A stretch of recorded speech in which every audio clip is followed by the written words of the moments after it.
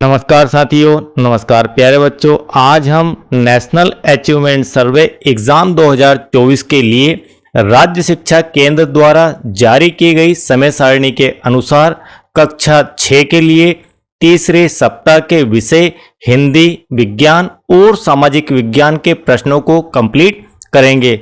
गणित विषय आपको प्लेलिस्ट से देखने को मिल जाएगा।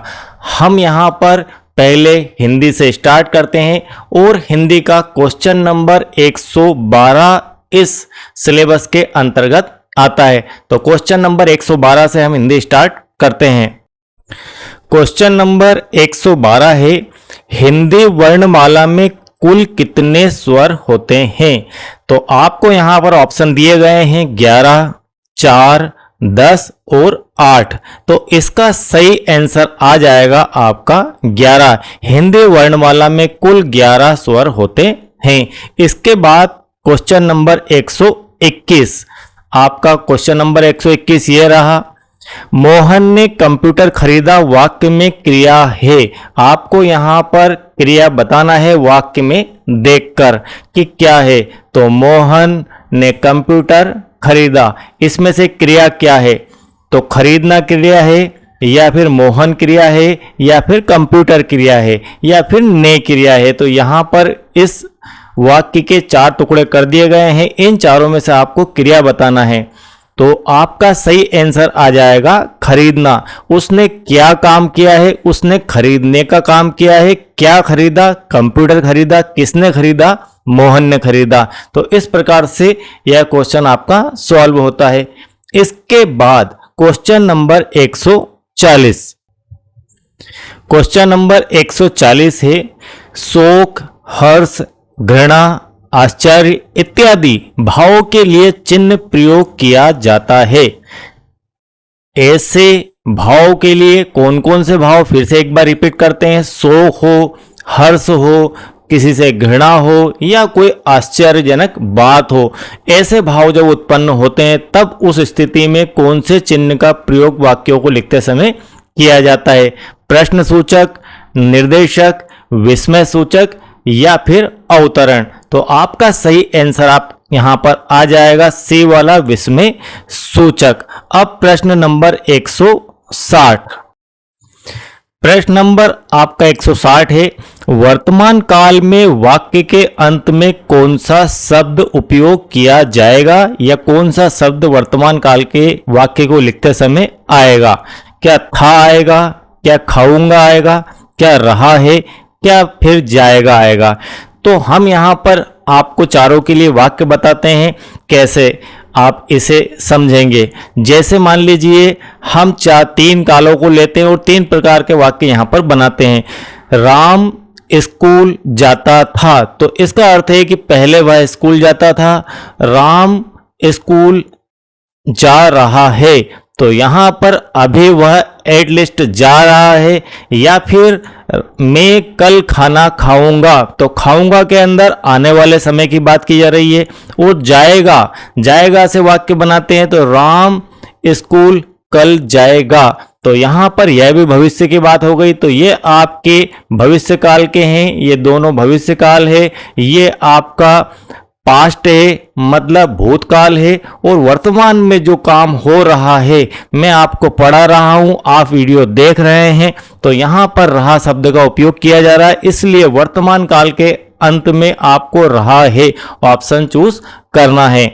अब इसके बाद प्रश्न नंबर 177, प्रश्न नंबर आपका 177 है, दीन दीन शब्द है। यहां पर एक दी पे छोटी मात्रा है, एक दी पर बड़ी मात्रा है। तो दिन दिन शब्द है, श्रुति सम भिन्नार्थक, या फिर विलोम शब्द है, या फिर पर्यायवाची है, या फिर पुनरक्त है। तो यहां पर आपका सही आंसर आ जाएगा श्रुति सम भिन्नार्थक, भिन्न अर्थ वाला है।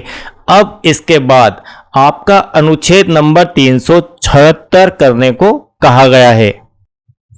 यह रहा आपका अनुच्छेद नंबर 376।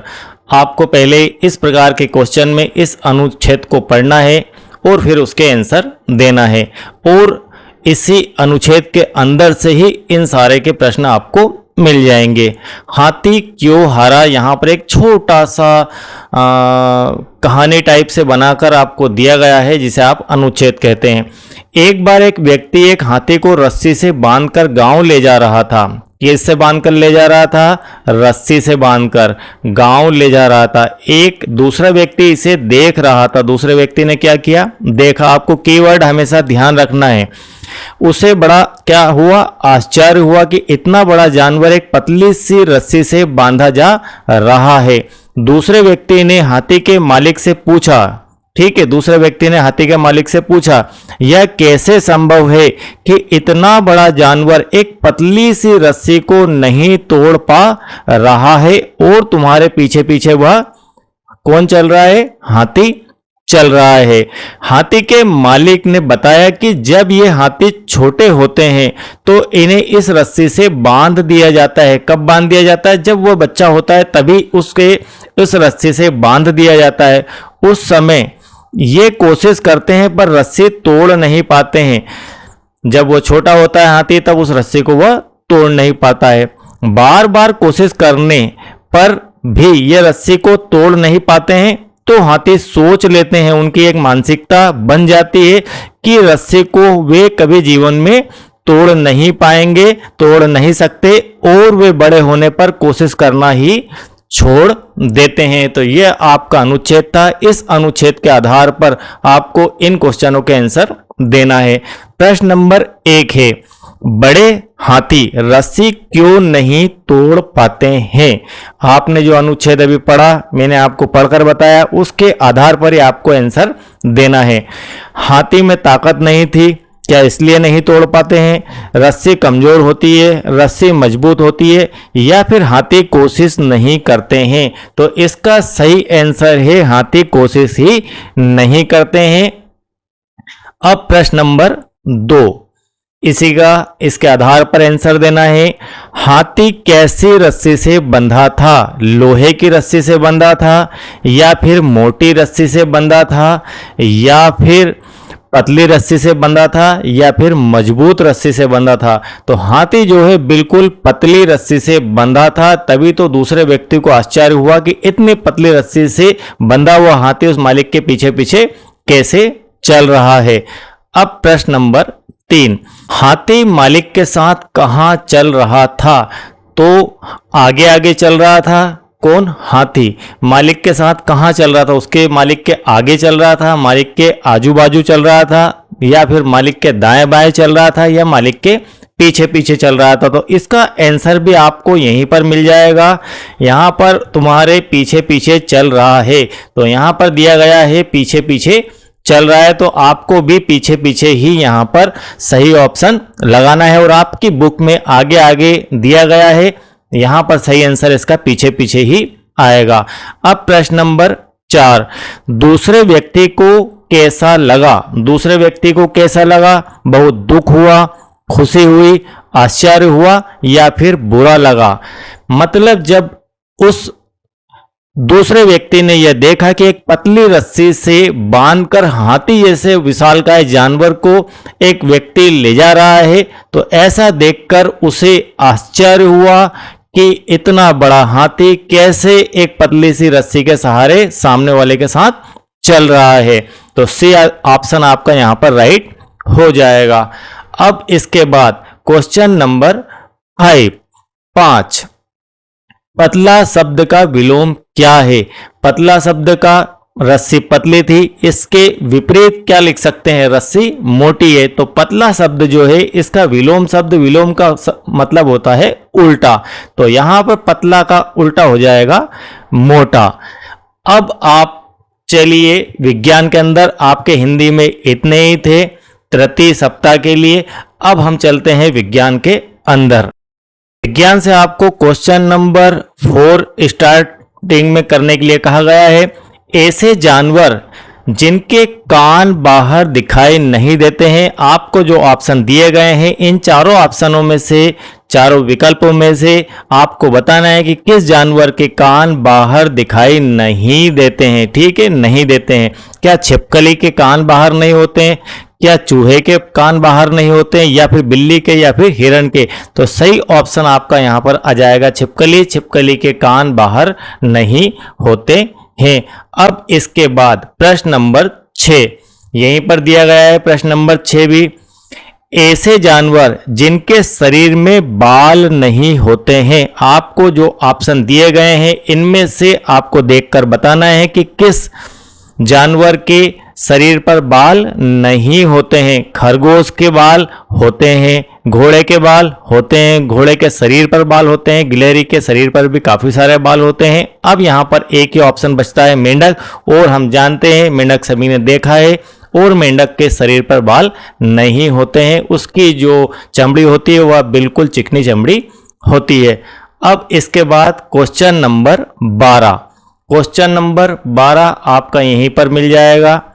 हाथी एक झुंड में रहते हैं, हाथियों के इस झुंड में सभी फैसले कौन लेता है? हाथियों का झुंड में रहना यह हाथियों की एक विशेषता होती है, और इस झुंड में बहुत ही अनुशासन होता है। अनुशासन इसलिए होता है क्योंकि यहाँ पर एक हाथी ही सभी हाथियों के बारे में फैसले लेता है। तो वह हाथी कौन होता है? सबसे बड़ा हाथी होता है, हाथी का कोई बच्चा होता है, या फिर बुजुर्ग हथनी होती है, या फिर उनमें से कोई नहीं? तो इसका यहाँ पर सही आंसर आ जाएगा सी वाला, जो बुजुर्ग हथनी होती है हाथियों के झुंड में, वह हाथियों के झुंड के सभी फैसले लेती है। अब इसके बाद प्रश्न नंबर 13, प्रश्न नंबर 13 आपका इस प्रकार है, इनमें से झुंड में रहने वाले जानवर है। आपको यहाँ पर ABCD ऑप्शन में जो जानवर के नाम दिए गए हैं इनमें से आपको बताना है कि कौन से जानवर झुंड में रहते हैं, मतलब काफी सारी संख्या में एक साथ देखने को मिल जाते हैं। क्या सांप झुंड में रहते हैं? तो बिल्कुल नहीं। बिल्ली झुंड में रहती है तो बिल्ली अकेली रहती है, दो बिल्लियां अगर है तो वो भी लड़ मरेगी। और यहाँ पर छिपकली यह भी अकेली ही रहती है।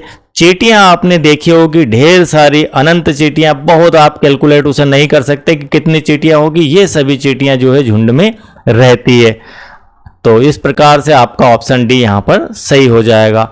अब इसके बाद प्रश्न नंबर 15, प्रश्न नंबर 15 है, कौन कौन से जानवरों पर बैठकर सवारी की जाती है? आपको यहाँ पर ABCD में 3-3 जानवरों के नाम के समूह बनाकर दिए गए हैं। आपको देखना है पूरे तीनों के तीनों पर बैठकर सवारी की जा सके तो ही आपको सही आंसर का चुनाव यहाँ पर करना है। बिल्ली, कुत्ता, बंदर, इनके ऊपर क्या आप बैठ सकते हो? तो बिल्कुल नहीं। शेर, चीता, भालू, क्या इनके ऊपर आप बैठ सकते हो? तो बिल्कुल नहीं। ऊंट, घोड़ा और हाथी, क्या इन पर बैठकर सवारी की जा सकती है? तो हाँ, इन पर बैठकर सवारी की जाती है और की जा सकती है। मोर, उल्लू और चूहा, यह ऑप्शन भी गलत है। तो सी ऑप्शन आपका यहाँ पर सही हो जाएगा। अब इसके बाद प्रश्न नंबर 16 करने को कहा गया है।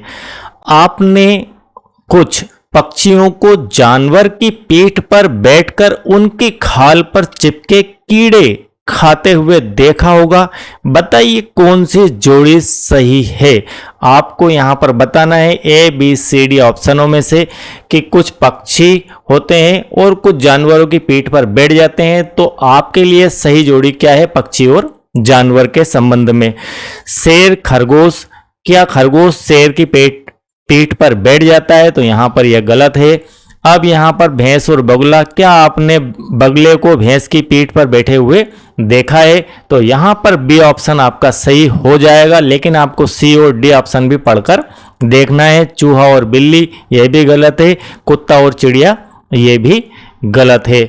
अब इसके बाद क्वेश्चन नंबर 19, क्वेश्चन नंबर 19 है आपका, राजस्थानी इलाके में ज्यादा पाए जाने वाला पेड़ जिसकी छाल दवा के काम में आती है, उस पेड़ का आपको यहाँ पर नाम बताना है। कौन से इलाकों में? राजस्थानी इलाकों में, राजस्थान के मरुस्थलीय इलाकों में ज्यादा पाया जाने वाला पेड़, कैसा ज्यादा मात्रा में पाया जाने वाला पेड़ है और जिसकी छाल से दवा बनती है। नीम से भी दवा बनती है, लेकिन नीम हमारा राजस्थानी इलाकों में नहीं पाया जाता, और पाया जाता है तो ज़्यादा नहीं पाया जाता। तो यहाँ पर नीम, बरगद, मनी प्लांट और खजड़ी, ये 4 ऑप्शन दिए गए हैं। तो सही ऑप्शन है आपका सी वाला, खजड़ी। ठीक है, अब इसके बाद क्वेश्चन नंबर 26 क्वेश्चन नंबर 26 यह क्वेश्चन आपके लास्ट ईयर 2023 के एग्जाम ओलंपियाड में पूछा गया था। तो यह आईएमपी क्वेश्चन है। इस प्रकार के क्वेश्चन ही एग्जाम में पूछे जाते हैं। मधुमक्खी के छत्ते में रानी मधुमक्खी की विशेषता होती है। जो मधुमक्खियों का छत्ता होता है उसके अंदर जो रानी मधुमक्खी होती है, कैसी मधुमक्खी? रानी मधुमक्खी। उसका क्या कार्य है, उसकी क्या विशेषता है? क्या वह पूरे दिन सोती है, फूलों का रस ढूंढती रहती है, या फिर केवल अंडे देती है, या फिर रस मिलने पर नाचना गाना करती है? तो यहाँ पर आपका सही आंसर आ जाएगा, केवल अंडे देती है। मधुमक्खियों के छत्ते में जो रानी मधुमक्खी होती है वह सिर्फ अंडे देने का ही कार्य करती है। अब इसके बाद प्रश्न नंबर 27 जब एक मधुमक्खी को फूलों का रस मिल जाता है, किसको? मधुमक्खियों को फूलों का रस मिल जाता है, तब वह दूसरी मधुमक्खियों को वहां रस होने का पता कैसे बताती है, या वहां दूसरी मधुमक्खियों को रस होने का पता कैसे चलता है? यदि आप कहीं जा रहे हैं, आपको कोई चीज़ मिल जाए तो अपने दोस्त को क्या कहेंगे? तो वहाँ पर आप उसे ज़ोर से आवाज़ लगाएंगे और बताएंगे। इसी प्रकार से मधुमक्खियाँ बोलती तो नहीं है, तो फिर वे क्या प्रतिक्रिया करती है, क्या क्रिया करती है? मधुमक्खियों के बताने पर यह गलत, मधुमक्खियों के नाचने पर, या मधुमक्खियों के गाने पर, या उपरोक्त सभी? तो इसका सही आंसर आ जाएगा आपका बी वाला, कि ऐसा होने पर दूसरी मधुमक्खी को पता चलता है। कब? जबकि पहली मधुमक्खी वहां पर नाचने लग जाए तो समझ लेती है कि यहाँ पर रस है। ठीक है, तो इस प्रकार आपका 27 का बी ऑप्शन आएगा। अब प्रश्न नंबर 29 आपका यहां पर स्क्रीन पर यह रहा। शहद प्राप्त करने के लिए कौन सा कीट पाला जाता है? अब मधुमक्खियों से संबंधित ही क्वेश्चन चल रहे हैं। शहद प्राप्त करने के लिए कौन सा कीट पाला जाता है? तो मधुमक्खी पाली जाती है, या फिर मक्खी पालते हैं, या फिर टिड्डे पालते हैं, या फिर तितलियों को पालते हैं? तो इसका सही आंसर सभी जानते हैं कि मधुमक्खियां ही शहद बनाती है, तो इसलिए मधुमक्खियों को ही पालना पड़ेगा। अब प्रश्न नंबर 32 प्रश्न नंबर 32 ये रहा आपकी स्क्रीन पर। जब एक रेलगाड़ी तेज गति से चलती है तो बाहर की वस्तुएं किस प्रकार की दिखाई देती है? किस प्रकार से बाहर की वस्तुओं का नज़ारा आपको दिखता है? क्या बाहर की वस्तुएं घूमती है? क्या बाहर की वस्तुएं उड़ती है, या फिर विपरीत दिशा में दौड़ती है, या फिर ट्रेन की दिशा में चलती हुई प्रतीत होती है? तो बात किसकी की जा रही है यहाँ पर? रेलगाड़ी। और कैसी रफ्तार है उसकी? तेज गति से। यदि आप बस के अंदर भी सफर करेंगे तो इस प्रकार का नज़ारा आपको देखने को मिल सकता है, यदि वह तेज गति से चल रही हो तो घूमती हुई नहीं दिखेगी, उड़ती हुई नहीं दिखेगी, यह आपको विपरीत दिशा में दौड़ती हुई जरूर प्रतीत होगी। जब आप बाहर झांकेंगे खिड़की से तो जो भी पेड़ पौधे वहां पर दिखाई देंगे वे सब विपरीत दिशा में आपको दौड़ते हुए दिखाई देंगे। अब इसके बाद प्रश्न नंबर 39 नंबर का प्रश्न ये रहा आपकी स्क्रीन पर। ऐसा फल जिसका पानी पिया जाता है, क्या पिया जाता है? पानी पिया जाता है एक फल का। उस फल का आपको नाम बताना है। क्या वह फल नारियल है? क्या वह फल आम है? तो आम के अंदर तो पानी पाया भी नहीं जाता, अमरूद के अंदर भी पानी नहीं पाया जाता, पानी की मात्रा होती है, पानी नहीं होता है जिसे पिया जाए। चीकू के अंदर भी इस प्रकार से कोई पानी नहीं पाया जाता, तो वह फल आपका है नारियल। और यह चीज़ आपको हमेशा ध्यान रखना है कि नारियल जो है एक फल है, ठीक है, तो जिसके अंदर से पानी निकलता है और आप उसे पीते भी हैं। अब यहाँ पर साइंस खत्म होता है और साइंस के साथ में हम देखते हैं सोशल साइंस, ठीक है। अब नेक्स्ट क्वेश्चन आपका सोशल साइंस से है। यहाँ पर क्वेश्चन नंबर 37 को सोशल साइंस में सम्मिलित किया गया है, तो 37 से हम स्टार्ट करते हैं। इग्लू से आशय है, यह क्वेश्चन आईएमपी है या कहें कि मोस्ट आईएमपी इस वर्ष 2024 के एग्जाम में शायद यह क्वेश्चन आपको नेस और ओलंपियाड दोनों में देखने को मिल जाए। इग्लू से आशय है, इग्लू से आशय है मतलब 4 ऑप्शन आपको दिए गए हैं, इनमें से इग्लू किसे कहा जाता है आपको यह बताना है। ईंट को क्या इग्लू कहा जाता है, तो बिल्कुल नहीं। बर्फ के घर को इग्लू कहा जाता है, या फिर मिट्टी और भूसे को इग्लू कहा जाता है, या फिर लकड़ी को इग्लू कहा जाता है। तो यहां पर आपको सही आंसर आएगा बर्फ का घर। बर्फ से आप जैसे सामान्य घर होते हैं, टीले होते हैं छोटे से, वैसे का वैसा ही एक बड़े आकार का बर्फ का गोला होता है, उस गोले के अंदर छिद्र होता है और उसको घर के रूप में वे उपयोग करते हैं, जिसे इग्लू कहा जाता है। तो इग्लू का अर्थ बर्फ के घर से निकलता है। अब प्रश्न नंबर 64 प्रश्न नंबर 64 है, नीचे दिए गए चित्रों में से कौन सा चित्र अंगुलियों के प्रयोग कर बनाया गया है। आपको यहाँ पर 4 चित्र दिखाई दे रहे हैं, इन चारों चित्रों में से आपको देखकर बताना है कि कौन सा चित्र आप उंगलियों के सहारे बना सकते हैं। तो आपका यहाँ पर सही आंसर आ जाएगा डी वाला। डी वाले ऑप्शन को आप देखिए, इसको आप जो है उंगलियों के प्रयोग से आसानी से बना सकते हैं। अब इसके बाद प्रश्न नंबर 167 क्वेश्चन नंबर 167 है, वह कौन सा राज्य है जहां चारों ओर रेत ही रेत पाई जाती है। आपको हर क्वेश्चन से कीवर्ड निकालना आना चाहिए। यहां पर क्वेश्चन में रेत कीवर्ड है, रेत ही रेत पाई जाती है, ऐसे स्टेट का नाम आपको बताना है। तथा साला घोड़ा गाड़ी से जाना पड़ता है, तो यह इसका सहायक सेंटेंस है। मेन चीज है यहां पर रेत ही रेत। तो ऐसा राज्य कहाँ है जहां रेत ही रेत है। यदि रेत ही रेत होगी तो वहां पर साला जाने के लिए मतलब स्कूल जाने के लिए ऊंट गाड़ी का सहारा लेना पड़ेगा। तो वह राज्य है आपका राजस्थान, जहां रेत होती है वहां पर साला ऊंट गाड़ी से जाना पड़ता है। तो राजस्थान के अंदर ये सब कंडीशन आपको देखने को मिल जाती है। केरल, असम और इन दोनों के अंदर तो इस प्रकार रेत नहीं पाई जाती और लद्दाख के अंदर बर्फ पाई जाती है। तो रेत के कारण आपका जो स्टेट है वह राजस्थान आ जाएगा। अब इसके बाद प्रश्न नंबर 197 प्रश्न नंबर 197 ये रहा आपकी स्क्रीन पर। ट्रेन के टिकट चेकर को वर्दी के रूप में पहनना होता है। हर कर्मचारी की लगभग ड्रेस होती है अपनी और उनका ड्रेस कोड होता है। इसी संदर्भ में यह क्वेश्चन पूछा गया है कि ट्रेन में जो टीटी होता है, टीसी होता है, टिकट चेक करने वाला व्यक्ति होता है, उस व्यक्ति के द्वारा जो वर्दी पहनी जाती है, जो ड्रेस पहनी जाती है, उसको पहचानना है कि वह कैसी ड्रेस होती है। तो क्या नीला कोट पैंट वे पहनते हैं, या फिर काला कोट पहनते हैं, या फिर खाकी वर्दी पहनते हैं, या फिर सफेद कोट पहनते हैं। तो डॉक्टर आपके सफेद कोट पहनते हैं, खाकी वर्दी पुलिस पहनती है। अब 2 ऑप्शन आपके बचे, नीला कोट पैंट या फिर काला कोट। तो यहां पर आपका बी ऑप्शन सही हो जाएगा। सिर्फ काला कोट ही ट्रेन के टिकट चेकर के द्वारा अपनी वर्दी में पहना जाता है। अब प्रश्न नंबर 337 यहां पर 337 में है, पीने के पानी के मुख्य स्रोत है।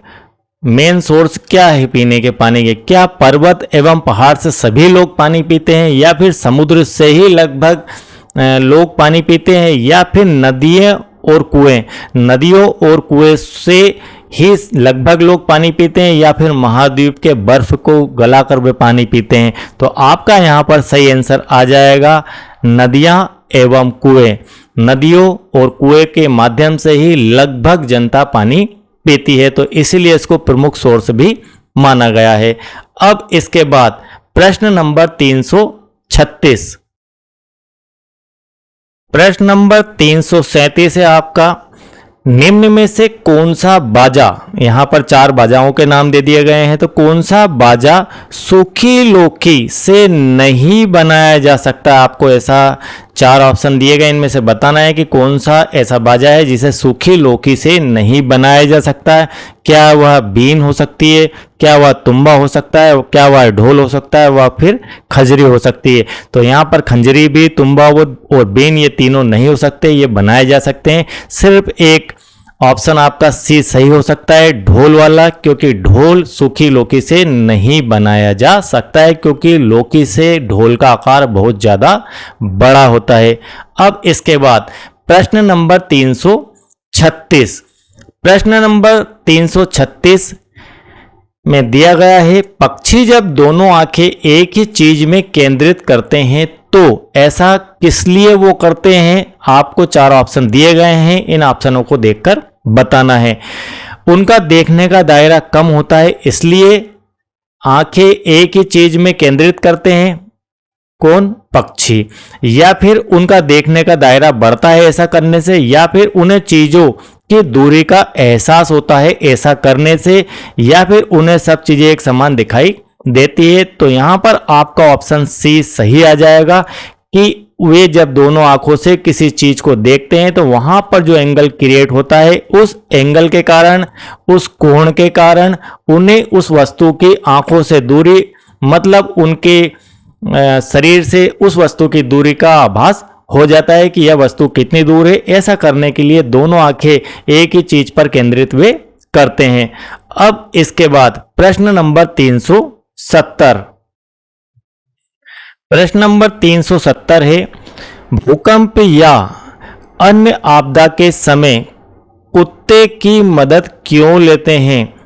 भूकंप या किसी प्रकार की अन्य आपदा आती है तब सेना के द्वारा कुत्तों की मदद ली जाती है, ऐसा वो क्यों करते हैं। ऐसी कौन सी विशेषता के कारण कुत्तों को वहां पर ले जाते हैं। उनके सूंघने की क्षमता के कारण, उनके देखने की शक्ति के कारण, या फिर उनके सुनने की शक्ति के कारण, या फिर उनकी वफादारी के कारण। तो इसका साइंटिफिक और सही कारण हो जाएगा, उनके सुनने की शक्ति बहुत तेज होती है, इसके कारण कुत्तों को आपदा के समय साथ में रखा जाता है, ले जाया जाता है।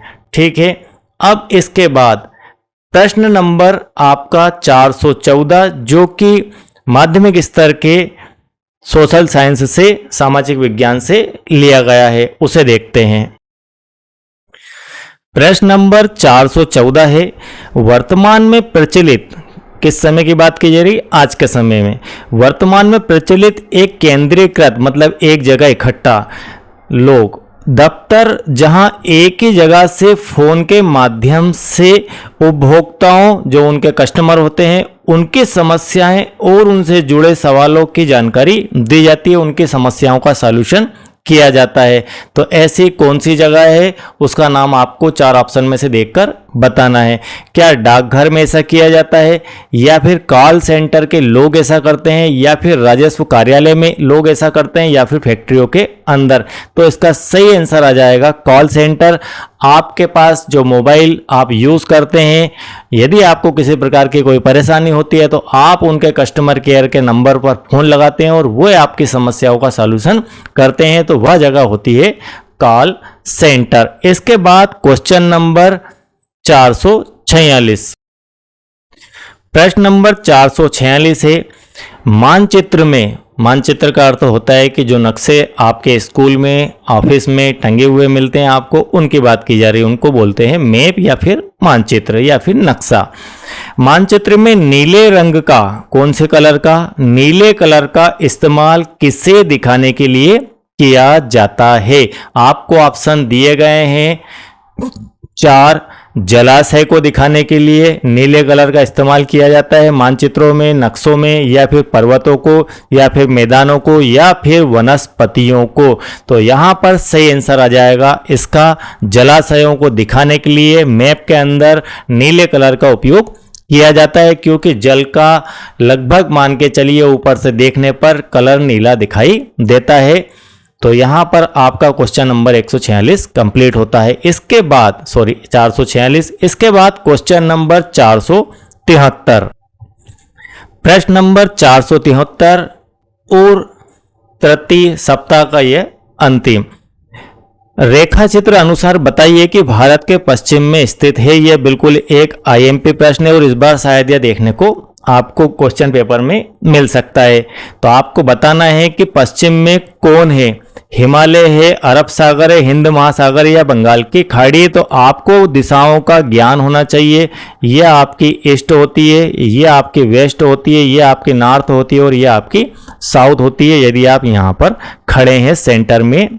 तो अब आप देखकर बताइए, ईस्ट मतलब होता है पूर्व और हमें बात करना है पश्चिम की। तो पश्चिम ये आपकी दिशा हो गई। इस पश्चिम में कौन है? तो अरब सागर जो है वह पश्चिम में है, किसके? भारत के। उत्तर में हिमालय है, पूर्व में बंगाल की खाड़ी है और दक्षिण में हिंद महासागर है। तो आपका यहाँ पर सही आंसर आ जाएगा अरब सागर।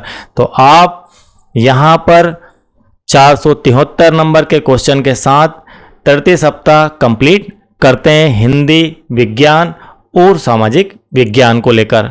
आई होप कि इतना सब कुछ आपको क्लियर समझ में आ गया होगा। और यदि आप चैनल के साथ नए हैं और आप सिर्फ चैनल को देख रहे हैं और आपने अब तक एक बार भी सब्सक्राइब नहीं किया है तो चैनल को जरूर सब्सक्राइब कीजिए, बेल आइकन को प्रेस कीजिए। और वीडियो दोस्तों यदि अच्छा लगता है, बच्चों यदि आपको वीडियो अच्छा लगता है तो वीडियो को एक लाइक जरूर कीजिए।